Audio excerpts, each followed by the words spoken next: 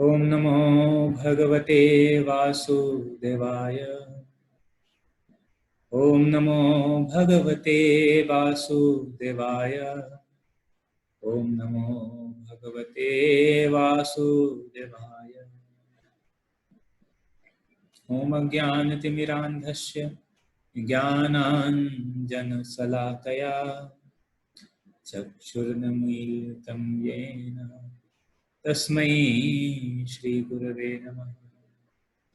जय श्री कृष्ण चैतन्य प्रभु नित्यानंद श्री अद्वैत गदाधर श्रीवासादि गौर भक्त वृंद। हरे कृष्णा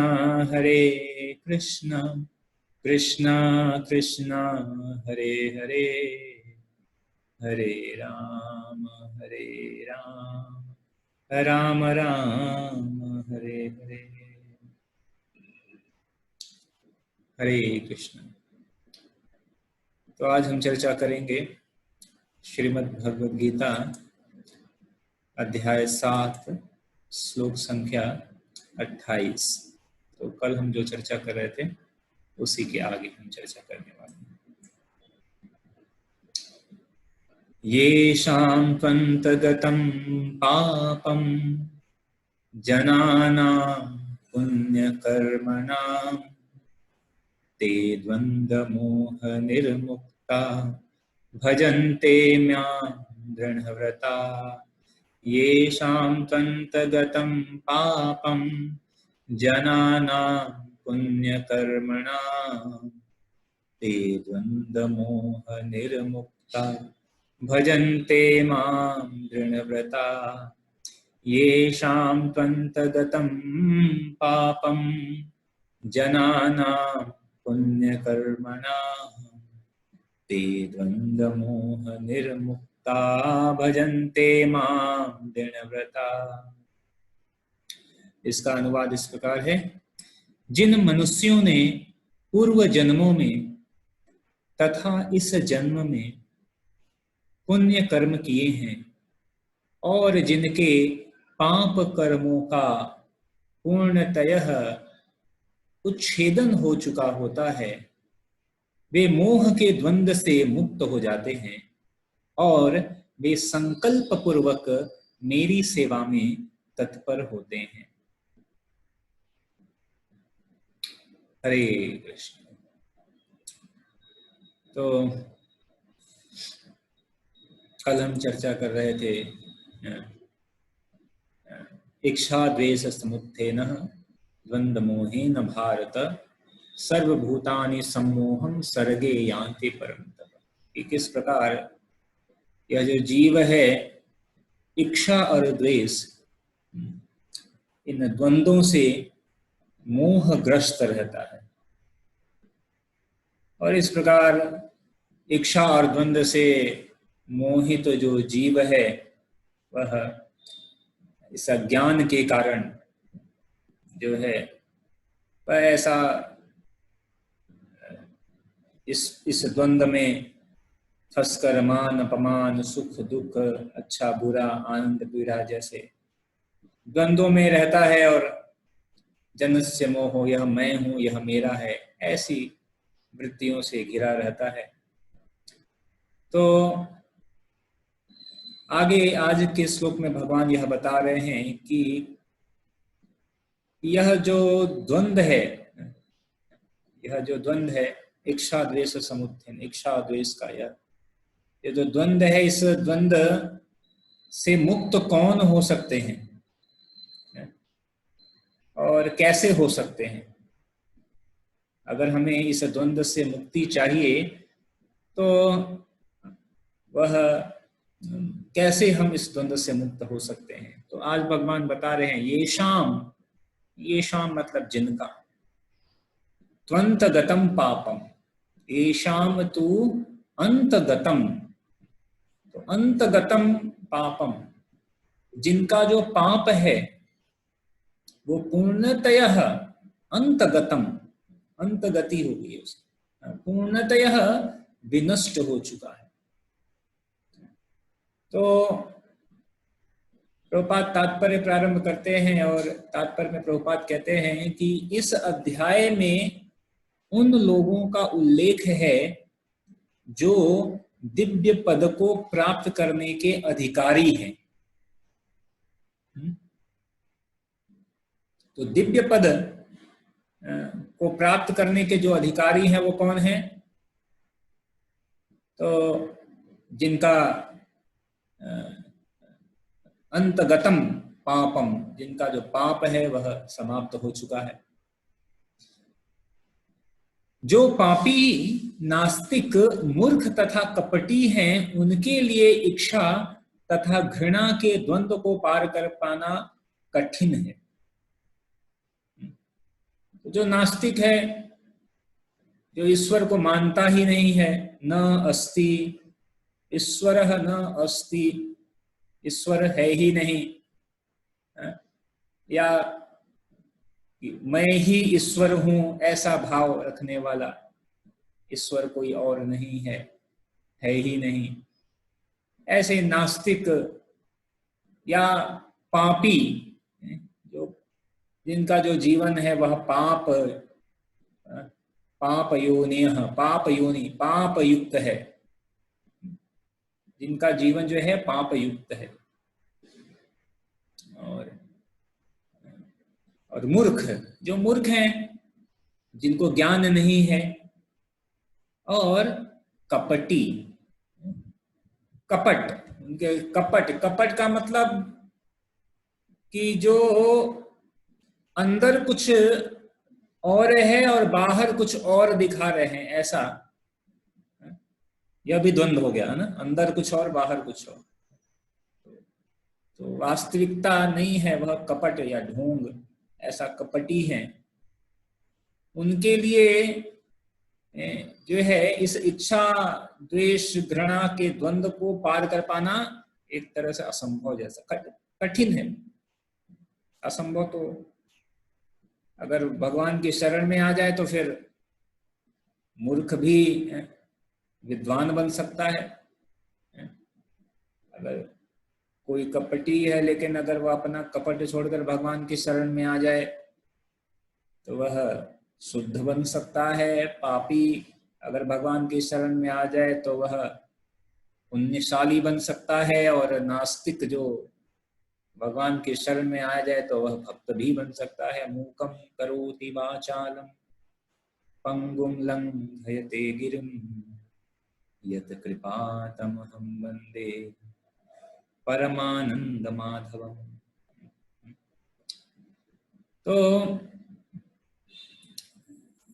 तो असंभव तो नहीं कह सकते, पर एक तरह से असंभव, क्योंकि बहुत कठिन है उनके लिए। अगर पापी है, नास्तिक है, मूर्ख है, कपटी, उनके लिए तो इस द्वंद्व को पार कर पाना कठिन है।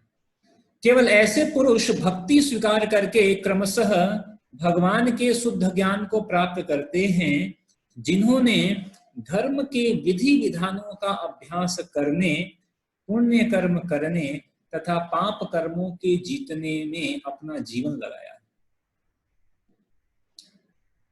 तो बता रहे कि वह भगवान के शुद्ध ज्ञान को कौन प्राप्त कर सकता है?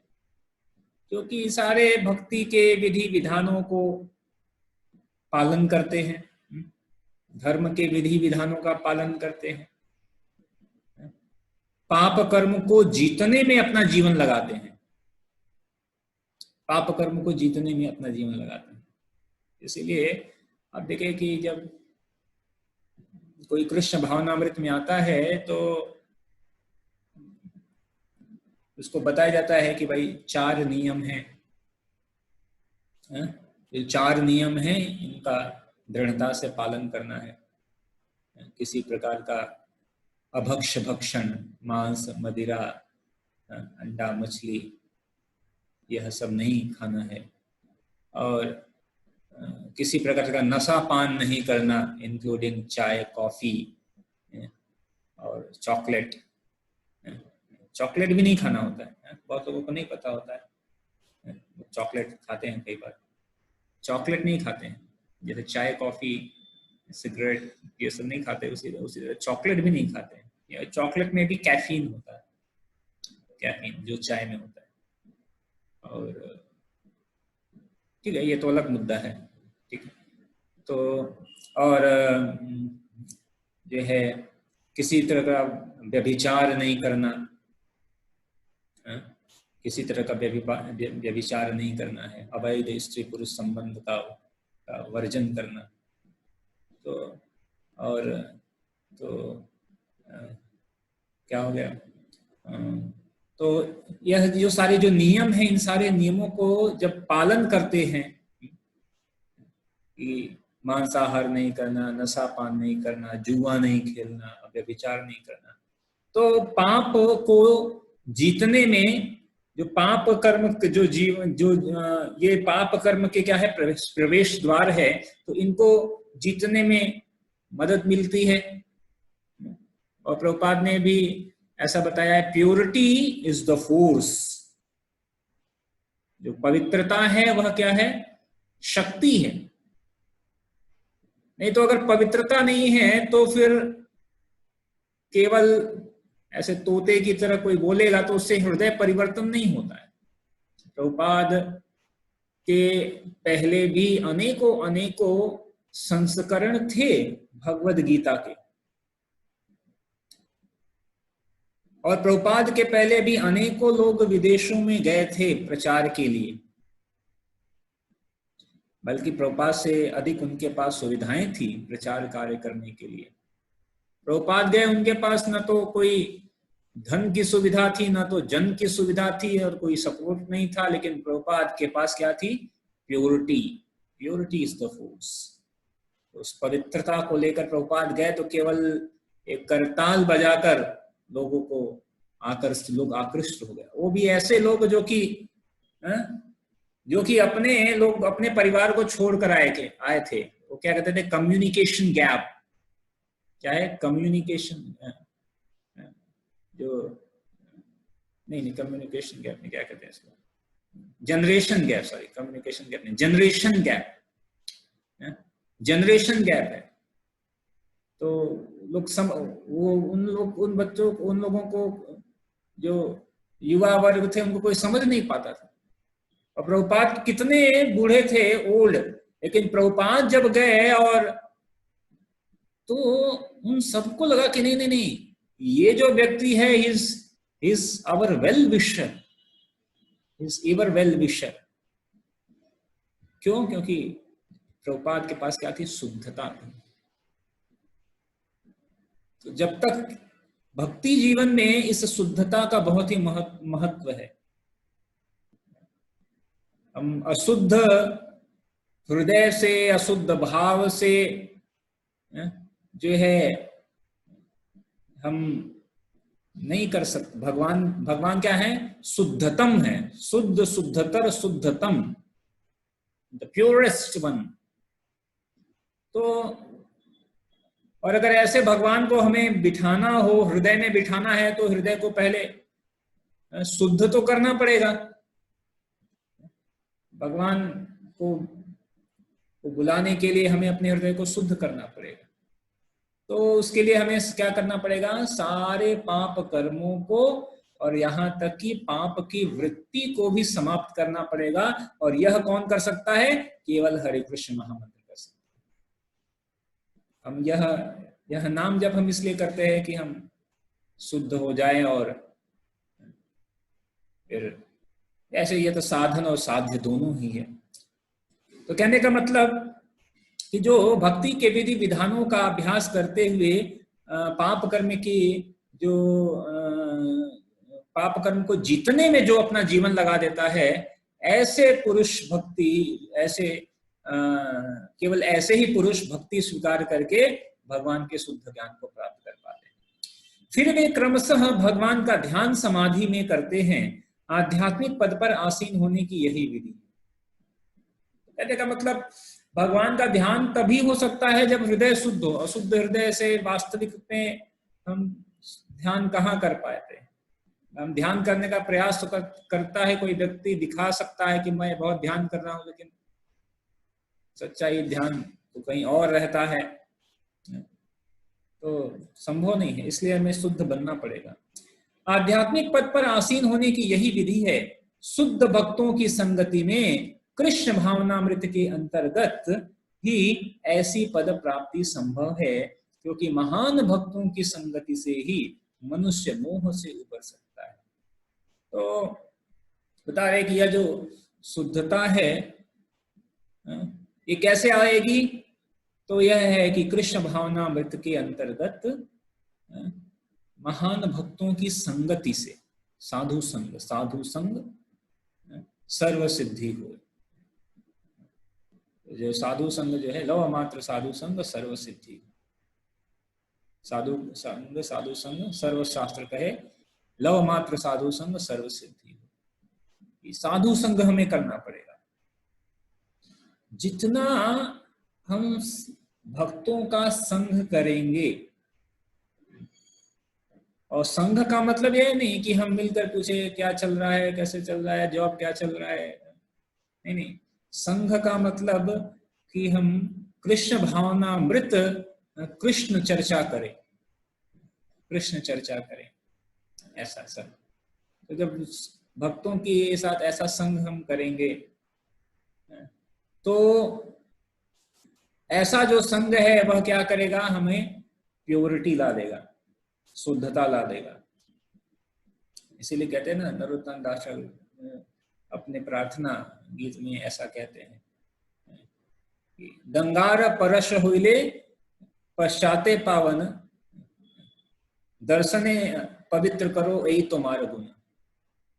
कि गंगा के जल को स्पर्श करने से के पश्चात कोई व्यक्ति पवित्र होता है। लेकिन हे वैष्णव जन, आपके केवल दर्शन मात्र से जो है पवित्रता आ जाती है। दर्शने पवित्र करो, सिर्फ दर्शन से। फिर संघ करें तो, और संघ फिर उसके बाद अगर सेवा करें तो फिर तो क्या कहने। ऐसे वैष्णव के संघ करना, सेवा करना, तो उसकी तो महिमा ही अपार है। भगवान कहते हैं भक्तिर भक्तः जनप्रिय अहम भक्त पराधीनो अयो स्वतंत्र एव द्विजः साधुभिर्ग्रस्त हृदयो भक्तिर भक्तः जनप्रिय। मैं तो भक्तिर भक्तः जन, मैं भक्तों के भक्त मुझे इतने प्रिय हैं कि भक्तों के भक्तों का भक्त भी मुझे अतिशय प्रिय है।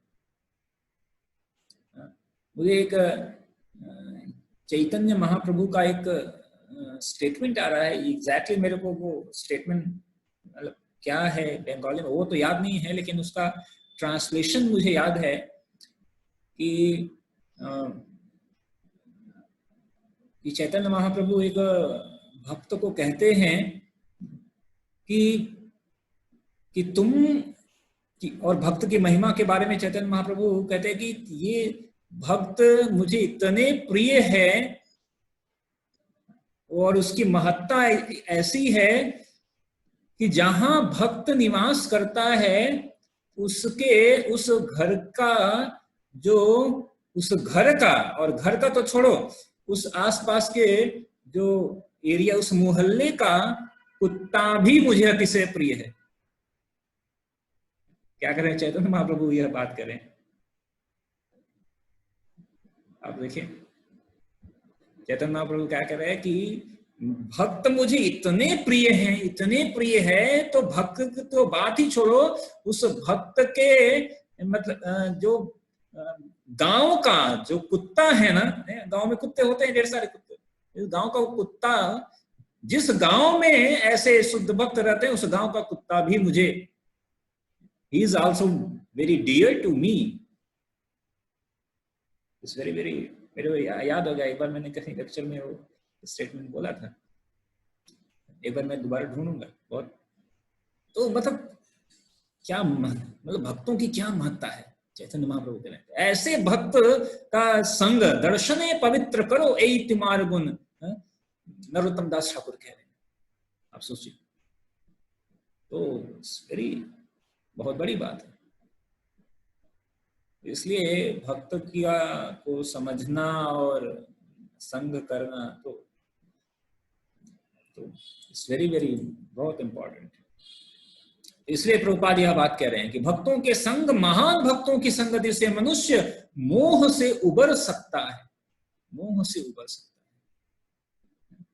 अब देखिए, श्रील प्रभुपाद जैसे महान भक्त, श्रील प्रभुपाद जैसे महान भक्त, उनका यद्यपि किया जो है श्रील प्रभुपाद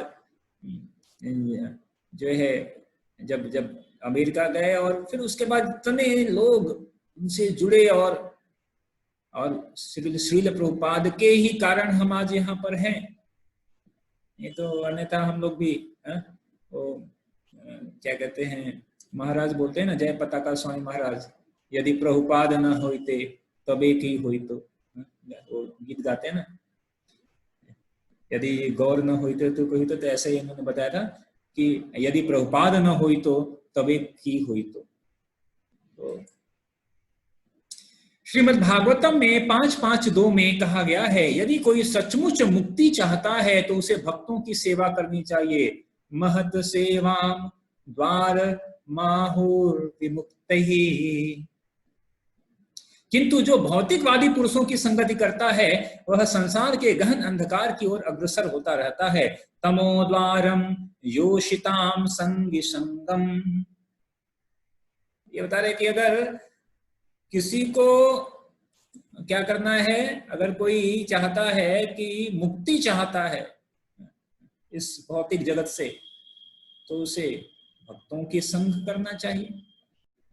तो अगर कोई मुक्ति नहीं चाहता है, यहां ही फंसे रहना चाहता है, तो उसके लिए क्या करना है? तमोद्वारम योषितम संगी संगम। भौतिकवादी पुरुषों की संगति, भौतिकवादी पुरुषों की संगति कर देगा वो। तो चॉइस है क्या करना है। तो मुक्ति चाहिए तो भक्तों की संगति करो जितना अधिक से अधिक हो सके, क्योंकि भक्तों की संगति करने से हम पवित्र होंगे, शुद्ध होंगे, और जब शुद्ध होंगे तभी भगवान कह रहे हैं कि जब तक येषाम त्वंतगतम पापम जनानाम, तो जब तक पूर्ण रूप से पाप का विनाश नहीं होगा, कुछ इस पाप कर्मों का उच्छेदन नहीं होगा, इस मोह के द्वंद्व से हम मुक्त नहीं हो पाएंगे। और जब तक ऐसा नहीं होगा तब तक भगवान की प्राप्ति बहुत ही दुर्लभ है, बहुत ही मुश्किल है हमारे लिए। आगे क्या प्रभुपाद कहते हैं, भगवान के सारे भक्त विश्व भर का भ्रमण इसलिए करते हैं जिससे वे बद्ध जीवों को उनके मोह से उबार सकें। भगवान के भक्त क्या करते हैं? इसलिए भ्रमण करते हैं। उनका और कोई उद्देश्य नहीं है, उनके जीवन का एकमात्र उद्देश्य है कि लोगों को इस भव बंधन से निकालना, उबारना। तो बिना किसी स्वलाभ, बिना किसी अपने लाभ की इच्छा के वो निर्द्वंद निर्मम निर्द्वंद निर्मुक्त हो, ऐसा बिना किसी मम के, बिना किसी द्वंद के ऐसे जो भक्त है वह क्या करते हैं?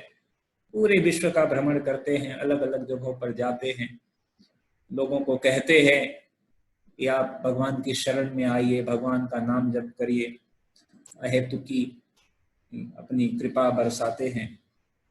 तो मायावादी यह नहीं जान पाते कि परमेश्वर के अधीन अपनी स्वाभाविक स्थिति को भूलना ही ईश्वर नियम की सबसे बड़ी अवहेलना है। तो प्रभुपाद मायावादियों के बारे में बता रहे हैं कि मायावादी जो है वह यह नहीं जानते हैं कि परमेश्वर के अधीन अपनी स्वाभाविक स्थिति को भूलना ही, यह भूलना कि हम भगवान के अधीन हैं, यह भूलना कि हम जो है सेवक हैं। मायावादी यह क्या सोचता है कि हम भी ब्रह्म हैं, तुम भी ब्रह्म हो, सब ब्रह्म है।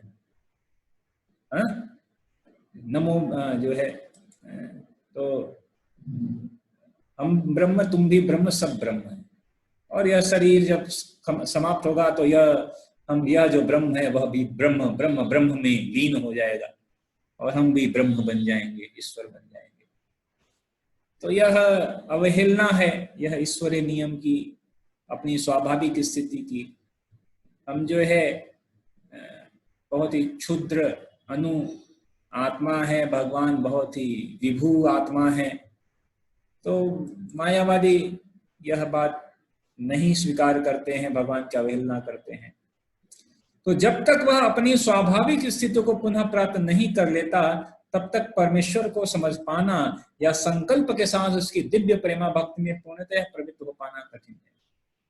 तो कह रहे कि जब तक हम अपनी स्वाभाविक स्थिति, तो हमारी स्वाभाविक स्थिति है कृष्णेर नित्य दास, भगवान का क्या है, नित्य दास।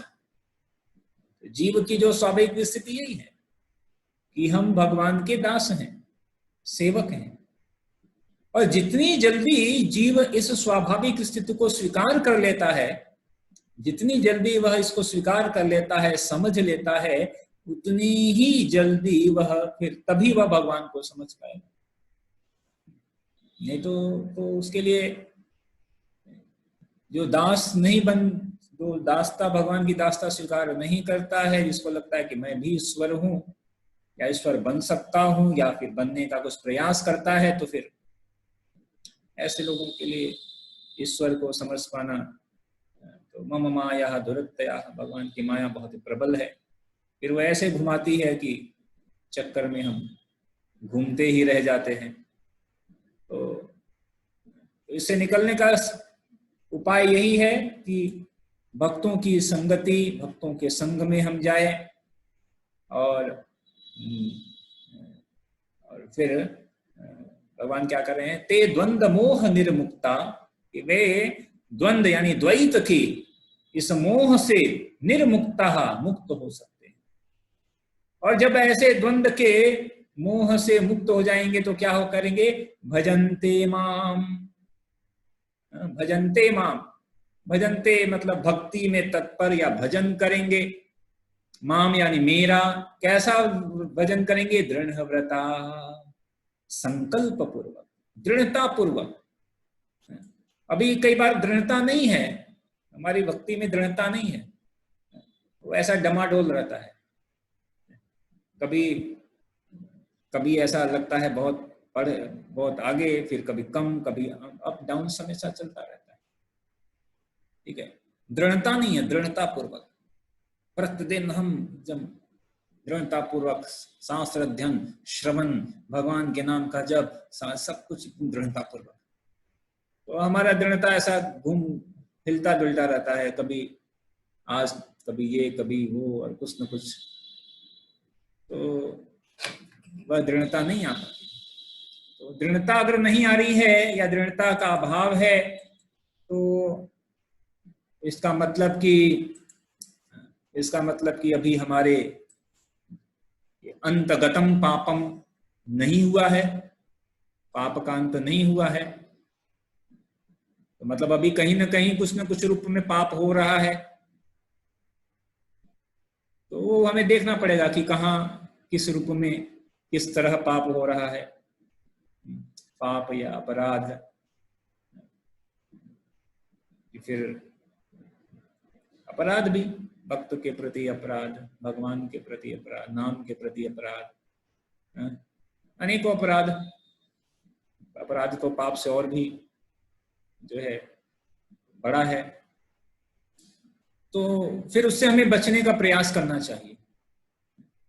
जब वास्तविक रूप में जब गुरु कहते हैं कि 16 माला का जप करना है, तो उसका मतलब है कि 16 माला का जो जप है बिना अपराध करना है, बिना अपराध भगवान के नाम का जप कर, तब हमारी तब जाकर हम अंतगतम पापम को प्राप्त कर पाएंगे। तो जब अंतगतम पाप होगा तभी दृढ़ता आएगी। दृढ़ता का अभाव, इसका मतलब कि क्योंकि पाप वो हमें दृढ़ बनने नहीं देगा, वो पाप के कुछ फल ऐसे आएंगे कि फिर हिल जाएंगे हम, शारीरिक रूप से, मानसिक रूप से, आर्थिक रूप से, किसी न किसी रूप से। पाप की दृढ़ता, तो इसलिए तो उसका उपाय क्या है कि भक्तों का संग और अच्छे से करना है, शास्त्र का अध्ययन और अच्छे से करना है, भक्तों का संग, भक्तों का संग मतलब शास्त्र का भी संग, प्रभुपाद के पुस्तकों को पढ़ने से प्रभुपाद का संग होता है, प्रभुपाद का पुस्तक प्रतिदिन पढ़ना चाहिए, प्रभुपाद का लेक्चर श्रवण कर सकते हैं और भक्तों का श्रवण कर सकते हैं, तो वो भी संग है। फिर साथ ही साथ फिर कभी तो फिर व्यक्तिगत संग भी, मतलब आमने सामने का भी संग, तो महत्वपूर्ण है ये, तब जाकर ये अंतगतम पापम होगा और फिर हम शुद्धिकरण होगा, फिर दृढ़, तब जाके दृढ़ता पूर्वक हम भगवान, दृढ़ता पूर्वक भजन कर पाएंगे, भगवान का भजन। तो भगवान कह रहे हैं कि उसके होने के बाद ही जो है वह द्वंद्व से मुक्त होंगे और फिर तब भक्ति में तत्पर होकर मां मुझका मेरी संकल्प पूर्वक दृढ़ व्रता, संकल्प पूर्वक मेरी आराधना करें। ठीक है, हरे कृष्ण। किसी का कोई प्रश्न है?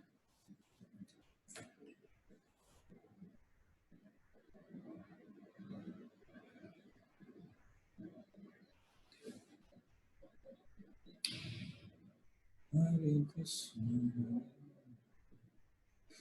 ठीक है, वाञ्छा कल्पतरुर्यक्षः कृपा सिन्धुभ्य एव च पतितानां पावनेभ्यो वैष्णवेभ्यो नमो नमः। अनंत कोटि वैष्णव वृंद की जय, श्रील प्रभुपाद की जय, निताय गौर प्रेमानंद।